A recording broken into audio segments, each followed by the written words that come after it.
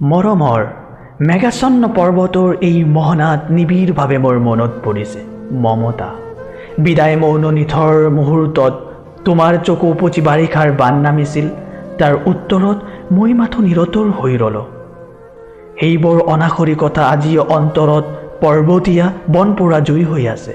ইয়াত মাথোন হেজাৰ হেজাৰ ফুট ওক পৰ্বত আৰু পৰ্বত, যাৰ বাহুবন্ধনত কল্পনা স্থায়ী হৈ যায়। এই পৰ্বতবোৰতেই প্ৰতিধ্বনিত হৈ আছে আমাৰ বুকুৰ তেজৰ চেকুৰাবোৰ, অন্তৰৰ জুইশিখা আৰু মৰমৰ মৰিশালীবোৰ। এইখন এখন মহাকাব্য, পৰ্বতৰ মৌন ভাষাই লিখি যোৱা তেজৰ ব্ৰঞ্জী। দূৰণিত ৰৈ ৰৈ এয়া শুনিছোঁ কি শত্ৰুৰ কামানৰ গৰ্জন, দেখিছোঁ কি ধোঁৱা আৰু ধোঁৱা।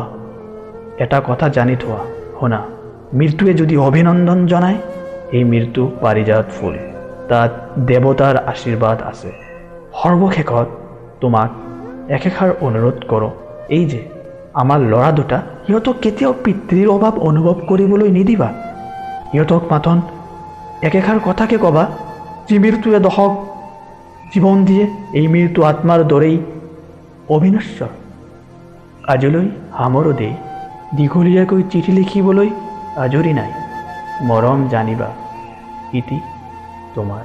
আকৌ এই আদেশ আহিছে, যাব লাগে। শত্ৰু সৈন্যই চেলাগিৰি পথ অতিক্ৰম কৰিছে। চিঠিখন আজি ডাকত দিয়া নহ'ব। আকৌ মৰম। তাৰ উত্তৰত মই মাথো নিৰতৰ হৈ ৰলো। সেইবোৰ অনাখৰি কথা আজিও অন্তৰত পৰ্বতীয়া বনপোৰা জুই হৈ আছে।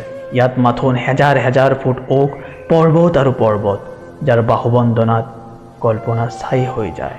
এই পৰ্বতবোৰতেই প্ৰতিধ্বনিত হৈ আছে আমাৰ বুকুৰ তেজৰ চেকুৰাবোৰ, অন্তৰৰ জুইশিখা আৰু মৰমৰ মৰিশালীবোৰ। মৰমৰ এয়া মম এডাল জ্বলাই লৈছোঁ। আজি বহু দিনৰ মূৰত তোমালৈ চিঠি লেখো বুলি। বাহিৰৰ উৰুঙা বতাহজাকে মমডাল আহি কোবাইছেহি। চাওঁ, খিৰিকীখন জপাই দিওঁ। 7 বছৰৰ আগৰ কথাবোৰ তোমাৰ বাৰু মনত আছেনে? আমি যে নতুন জীৱনটোৰ পাতনি মেলিছিলো। মোৰ গাত সেই অচিনাকি নিচা বাৰুকৈ লাগিছিল। সিদিনা আছিল কাতিৰ কুঁৱলীসনা এটা কোমল পুৱা।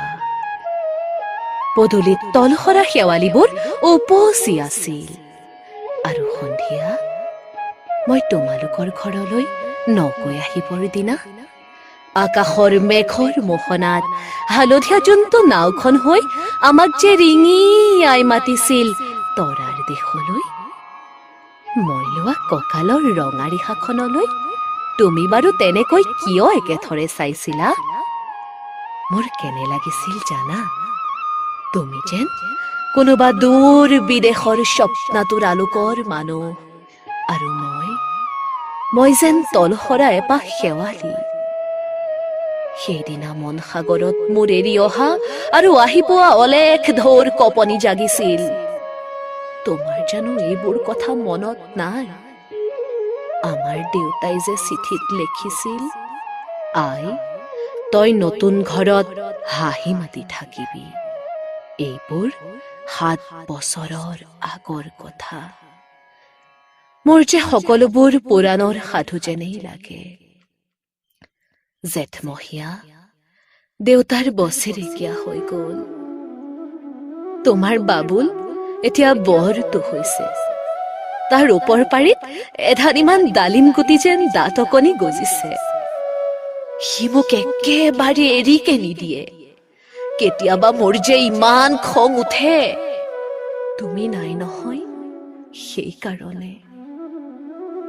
সি বাৰু মোৰ বগা সাজযোৰলৈ এনেদৰে তধা লাগি চাই থাকে কিয়?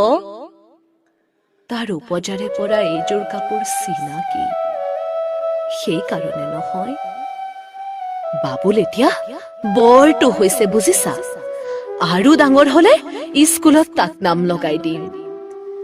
সি আঁতৰি থকা সময়খিনি মোৰ যে বুকুখন তেনেই উদং হৈ থাকিব ভাই। আৰু কি লিখিম? বিশেষ একো নাই, মোৰে শপত। তুমি যিদিনা উলটি আহিবা মোক আগতীয়াকৈ জনাবা দেই। মই ভোগটোৱেদি ভটিয়াই গৈ বুঢ়ালৈতৰ বুকুৰ পৰা তোমাক ৰিঙিয়াই মাতিম। তুমি যিদিনা উলটি আহিবা মোক আগতীয়াকৈ জনাবলৈ নাপাহৰিবা দেই। মৰম লবা, ইতি তোমাৰ মমতা। পুনঃ এইবাৰ বুজিছা? মাঘৰ বিহুৰ মেজিৰ জুইকুৰা বৰ ৰঙাকৈ জ্বলিছিল।